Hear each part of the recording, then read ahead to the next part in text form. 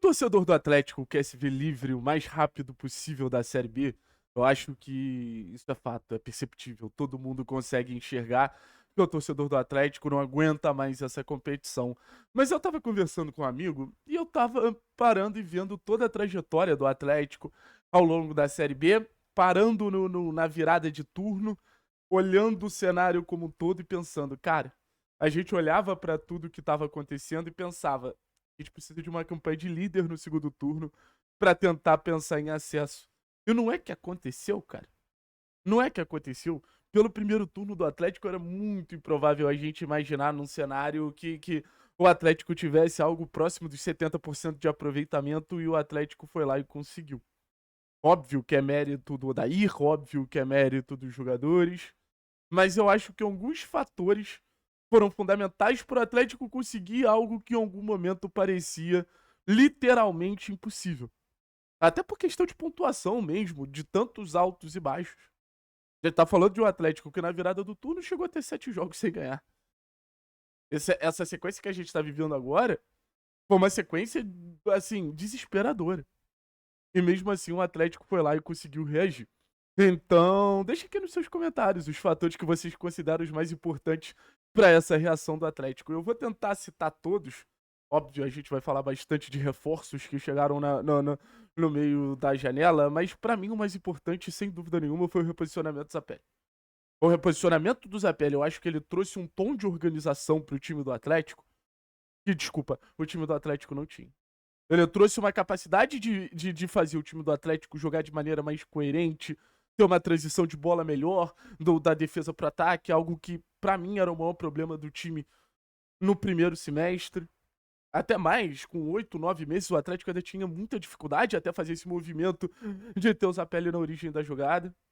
Então, no final das contas, para mim, tá na mão do Odair. Eu acho que isso a gente tem que dar créditos ao Odair. Tá na mão do Odair a mudança tática mais importante do time do Atlético. Eu acho que a gente não conseguiria encontrar no mercado um volante que conseguisse qualificar tanto o nosso jogo desde a origem. Eu acho que a gente não ia encontrar alternativas que pudessem trazer uma opção tão segura.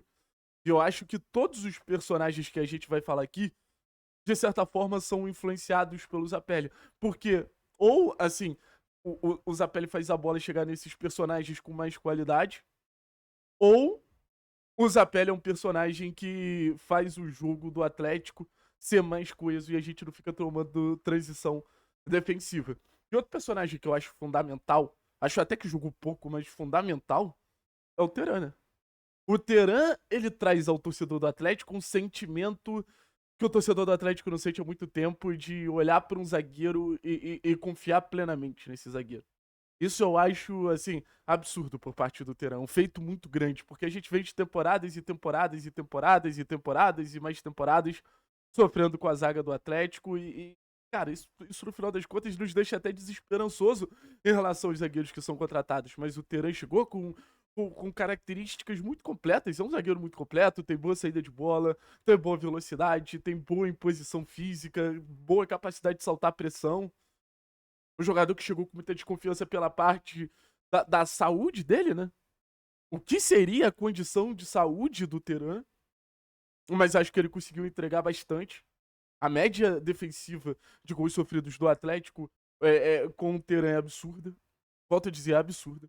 É um Atlético muito mais seguro a partir do momento que tem o Carlos Teran. E óbvio, outras movimentações foram muito importantes.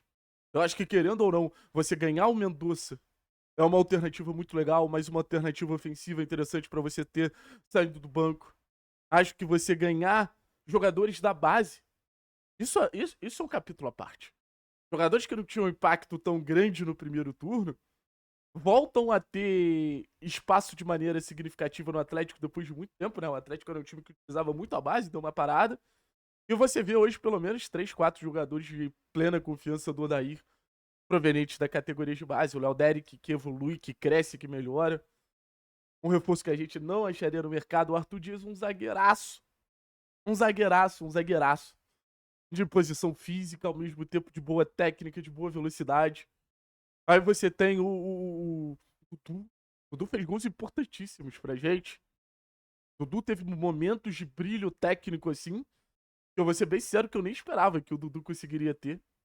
E eu acho que isso muito graças ao portal que o Odair abriu em relação às categorias de base.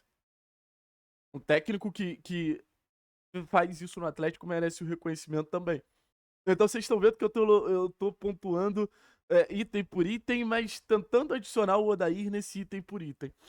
Aí a gente vai para outro fator, que é o fator Julimar. O fator Julimar, pra mim, ele é proporcionalmente importante ao fator Viveiros. Não sei se é proporcionalmente importante porque o Julimar participa de menos gols, mas é tão importante quanto o Viveiros.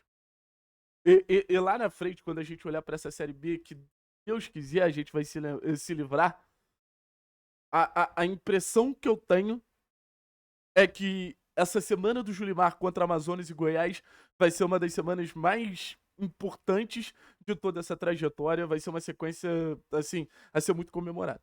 É uma semana que o Julimar pega o Atlético e bota no G4. Já vinha jogando muito bem, teve uma oscilação, mas volta a estar numa condição ali de um dos líderes técnicos da equipe, finalizando, associando, jogando em diferentes funções, mas trazendo esse poder de decisão que a gente sempre soube que o Julimar tem. E, óbvio, essa qualidade técnica que a gente também sempre bate muito na tecla que o Julimar é capaz de nos entregar. E agora chegou o capítulo final dessa arrancada, dessa campanha de quase 70% de aproveitamento. De uma campanha improvável, que ganha muitos pontos fora de casa, que volta a pontuar de maneira um pouco mais constante dentro de casa, pode melhorar, mas volta a pontuar de forma um pouco mais constante dentro de casa. E a gente tá falando sobre Kevin Viveiros. Em algum momento parecia que Kevin Viveiros era um anjo caindo no céu pro Atlético. Em algum momento parecia que Kevin Viveiros era um jogador acima do bem e do mal pro Atlético no sentido de, cara, chegou alguém que pode decidir pra gente. E o Viveiros, ele foi muito decisivo em muitos momentos, né? Em quantos jogos o Viveiros realmente botou a bola debaixo do braço e falou, deixa comigo. Daquele jeitão dele, muito forte fisicamente, com alguns problemas técnicos, mas muito, muito capaz de nos ajudar. Muito capaz de nos ajudar. Então, o Viveiros, pra mim, é um dos protagonistas dessa campanha. E se Deus quiser, a gente vai falar que ele é um dos protagonistas do acesso. Se Deus quiser, a gente vai falar que ele é um dos protagonistas da grande campanha que a gente vai fazer ano que vem. Mas olha quanta coisa mudou, né?